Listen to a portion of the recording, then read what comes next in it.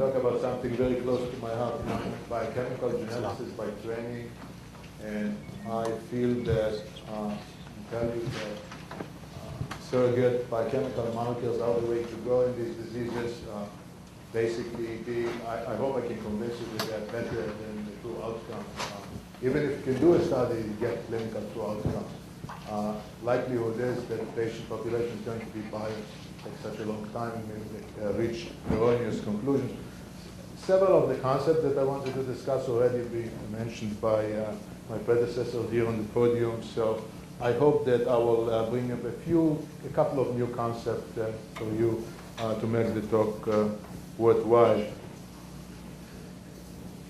Well, inborn errors of metabolism, I want to talk to you and distinguish those disorders. Perhaps those represent the best case scenario for surrogate markers, and especially the urea cycle disorders I'm going to dwell into a little bit at the end of the talk. But these are ultra-rare disorders, and ultra-rare means that there are several hundreds of them, and most of them, the prevalence is less than 1 in 100,000. Even the more common, you have prevalence of 1 in 10,000, 15,000. So the number of patients that you can accumulate for any study is very low. However, all these diseases are caused by a single gene, single protein, usually, with rare exceptions. So we really know what the cause is, and we know what the pathophysiology is, and come back to the concept of Dr. Fleming and Dr. Walton, that this basically promotes and makes a case for use of surrogate markers in efficacy clinical trials. These are inborn errors of metabolism I'm talking about. So these are derangement in biochemical homeostasis in which the surrogate markers are going to be biochemical markers because of this derangement. They're going to be deviation from normal. And the pathophysiology is usually substrate or a product of enzyme. Either the substrate accumulates being toxic or the product of enzyme is missing or insufficient, causes the disease.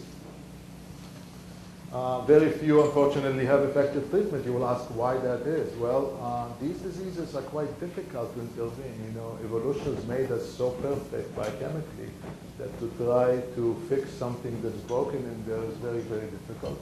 Not only that, there is very little incentive for industry to get involved with huge investments, and so therefore very few of these diseases are treatable currently, and that's why we are all here, I assume. Some can be treated with natural compounds. How effective those are not. Health food stores, you know, people buy things all the time. Or several things that are considered food additives and not drugs are still being used. So if you look at this simplified schema about the pathobiochemistry of inborn errors, you have this enzyme, or it could be any protein or transporter that's being blocked.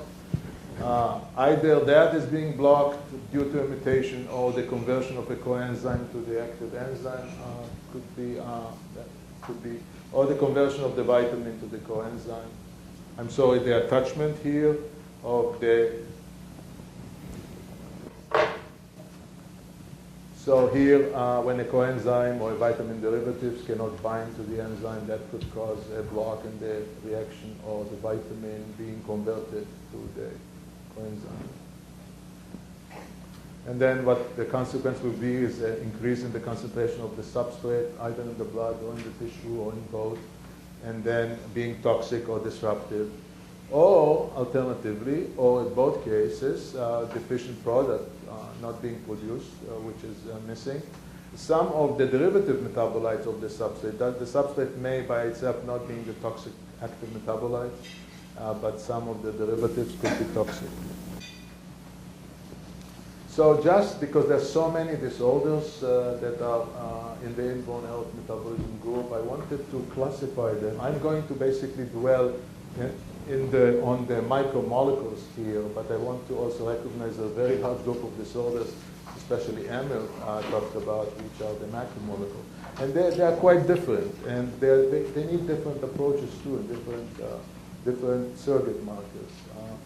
So when we talk about the micromolecule, we're talking about amino acid, organic acid, carbohydrate, fatty acid. These are small molecules. Some of them are CoA derivatives. which cannot be converted by a block, and they turn over quite rapidly. On the other hand, the macromolecules are usually large, and they turn over slowly, and they're not as acute. The toxicity is not as acute.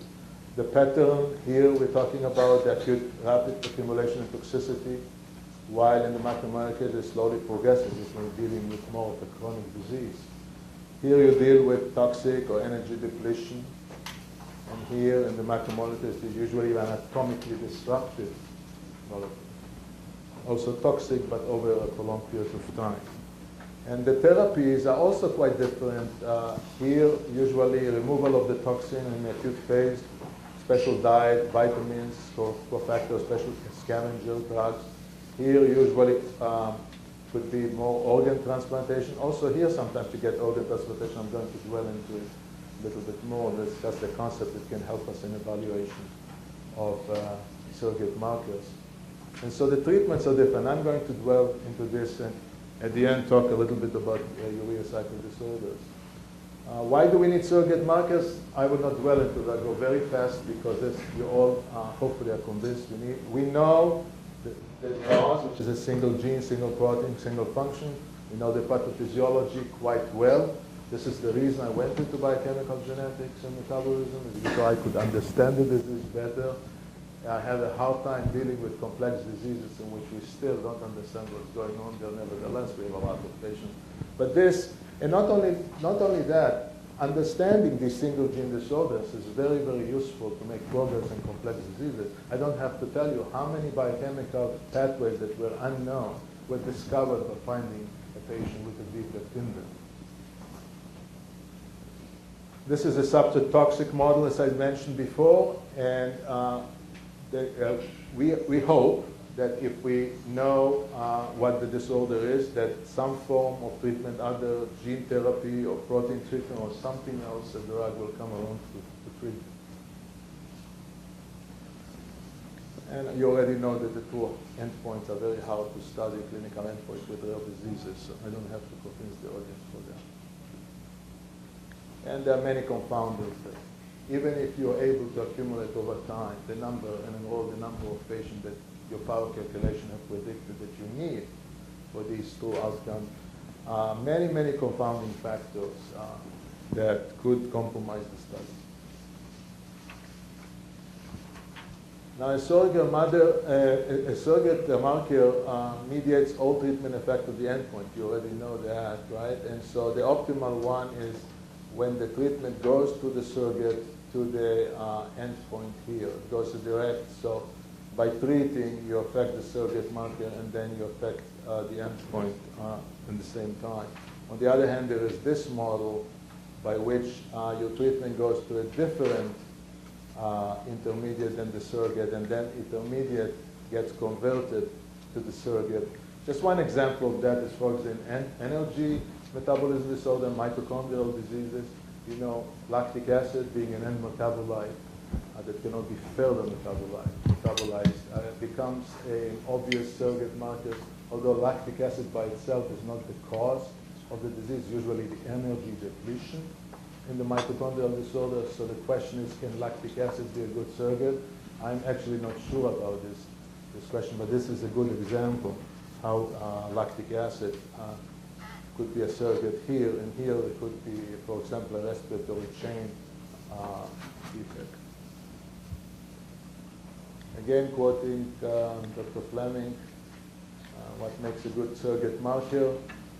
The only causal pathway of disease process. Therapy works through it to affect the surrogate. Timing and sufficient duration to affect the outcome. Of course, the timing of how long the surrogate marker is of course important. And then it can be reliably measured. And reliably measured is an interesting question. What is reliably measured? Since you may be aware that the FDA will only consider the surrogate marker if they're clinically validated. And I can give you an example of something we have done. It's not yet clinically validated. We think it's a superb surrogate marker for a group of diseases, but we will need to clinically validate it in order to have it accepted. So this is our dilemma here. You see this baby has a urea cycle disorder. Neonatal, he has a blocked urea cycle. Actually has carbamoyl phosphate synthase 1 deficiency, the faster rate limiting. In order to save the life of this baby, the ammonia is about 1,000 to 2,000. And to save the life of this baby, heroic measures have to be taken, including dialysis. I don't have enough time. Somebody now has a sign telling me I have only 5 minutes to go. But this is the urea cycle here with 8 proteins where different blocks are. And the consequence of this urea cycle is an increase in ammonia level, which is toxic to the brain. Except the only thing we think is toxic to the brain, with maybe a couple of exceptions of high arginine here, and a low urea production. So these patients have a lot of ammonia going up, goes to the brain, causes brain damage, and they don't produce enough urea. We, in our lab, cloned this gene, found and cloned this gene, N-acetylglutamate synthase. It produces a cofactor. Without this cofactor, N-acetylglutamate, carbamoyl phosphate synthase doesn't work. So I'm going to tell you a little bit about our experience with this gene and the surrogate markers we have used to show that a drug named carbaglu and carbamoyl glutamate is efficacious in this disease. Some of the treatments for urea cycle are here. Actually, none of them really deals with the cause of the problem. Basically, they deflect some of the treatment, deflect the ammonia into other places so it doesn't accumulate. The only thing that you can fix the urea cycle is by doing liver transplantation. And actually, by having this option of doing organ transplantation, it helps us interpret what the biomarker value is. Because if you put in a new liver in urea cycle, and you look at the biomarker associated with the elimination of hyperammonemia, then you would assume, or at least have an additional evidence that this biomarker is useful. I'm going to talk later just quickly about carbamoyl glutamate. So what true endpoint of urea cycle disorder could there be? We could talk about improved survival in a disease that basically has a 50% survival over the first 5 years in the most severe disorders. Many of the patients are not anymore available for clinical trials, so you may have a bias of selection there. Prevention, reduction, severity of mental retardation, very hard to determine because the damage is cumulative. So you have to do a study over a very long period of time with full clinical outcome. Some of the tests for brain function in little infants are not refined enough. You need an enormous amount of patients to show this statistical difference, so that's really not very practical. Nonlinear growth, well, nobody would care about that much if the brain is damaged. So that by itself is not, I think, a sufficient clinical outcome.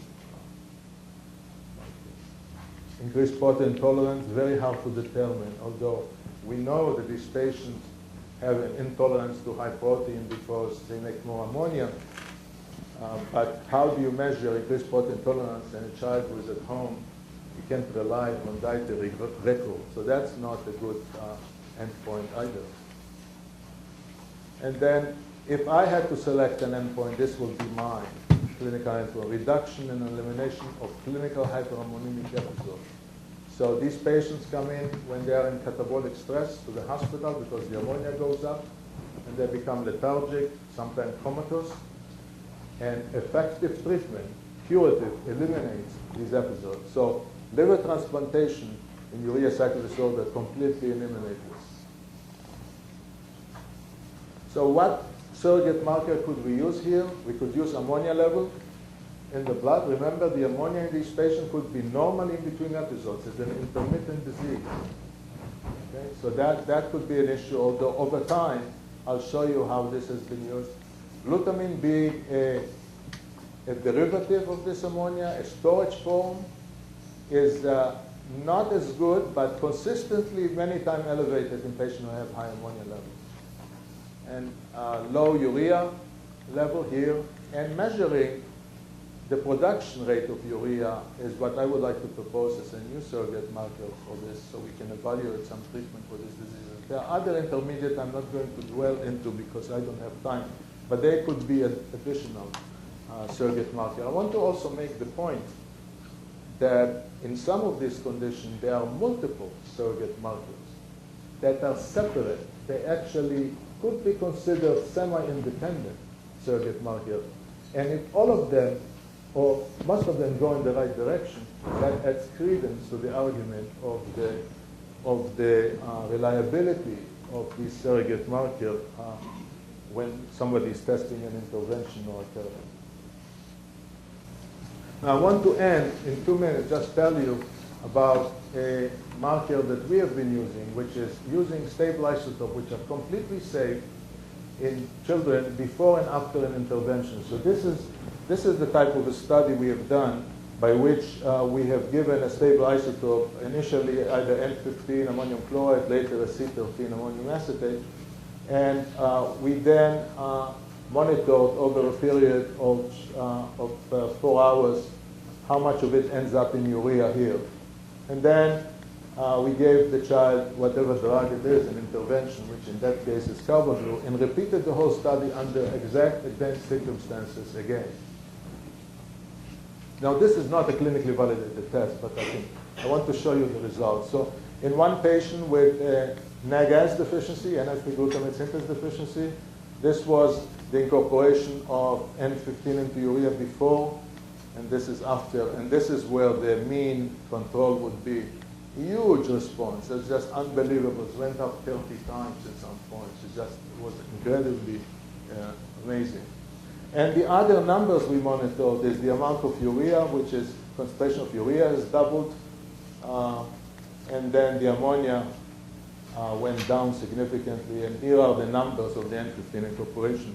This patient was given the drug and is now cured, never had another ammonia episode, eating a normal diet, took it off drug. It just was a miracle for that patient. In healthy adults, if you do a C13 study, that's what you see usually, incorporation and then some plateauing. The CO2 comes out in the breath, but some of the labeled carbon goes into the urea over time. A patient who is not responding to carbon before and after the drug, you see pretty much on top of each other the amount of urea produced here, so it means it's not effective. And then I have, I think, a couple of more patients showing before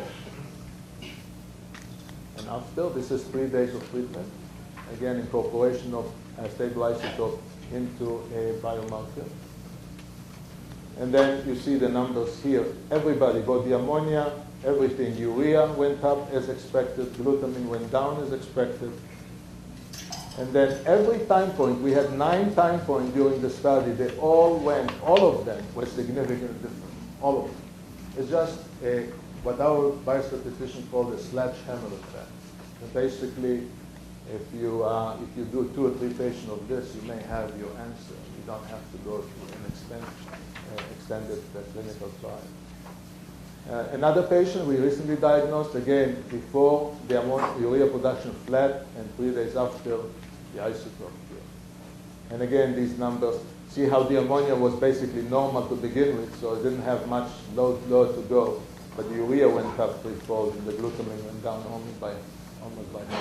I'm going to finish just by giving you this conundrum. This is intended to be a joke, but you know, some of the inborneros generate a smell. You can smell them. So I'm going to ask you whether the odor is a true or surrogate marker. I think it will take the whole symposium here to get to the answer. We may even not get to the answer. But try to think about it. Is this a surrogate or a true odor? Thank you.